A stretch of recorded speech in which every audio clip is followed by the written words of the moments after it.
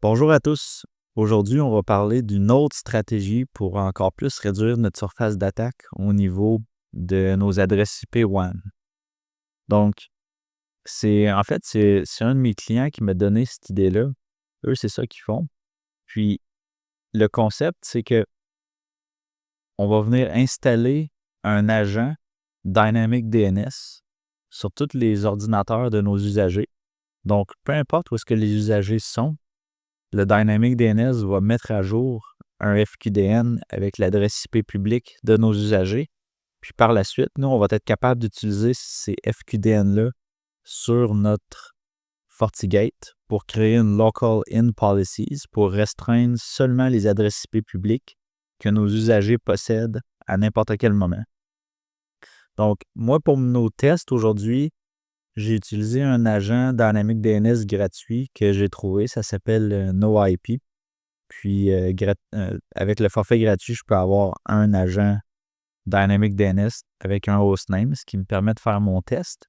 Mais c'est sûr qu'en production, je vous recommande de chercher, faire des recherches, puis trouver un agent qui vous convient avec un forfait premium. Évidemment, il faut payer pour ce service-là. Moi, j'ai pris lui parce qu'il est gratuit, mais si vous voulez mettre en place, ce sera à vous de chercher un service qui convient au nombre d'agents que vous avez de besoin.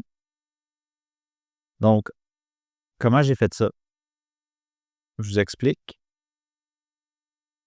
Dans les adresses, ici, j'ai créé un objet de type FQDN, je l'ai appelé DDNS1.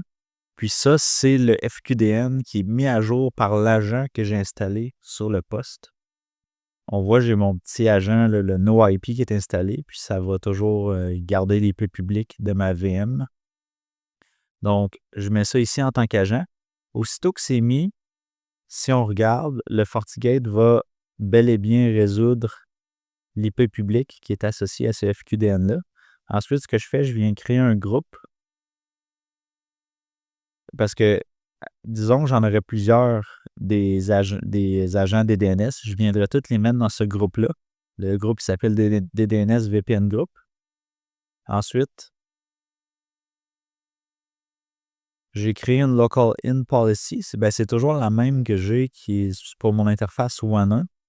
Donc, on a vu dans les vidéos précédentes que j'avais ajouté d'autres objets, des AS. Mais là, ici, vous voyez DDNS VPN Group.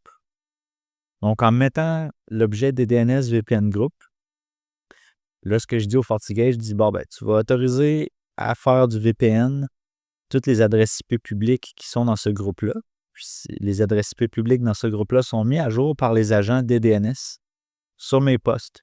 Donc, ça, c'est vraiment la façon la plus granulaire que je peux concevoir de réduire la surface d'attaque du point de vue adresse IP.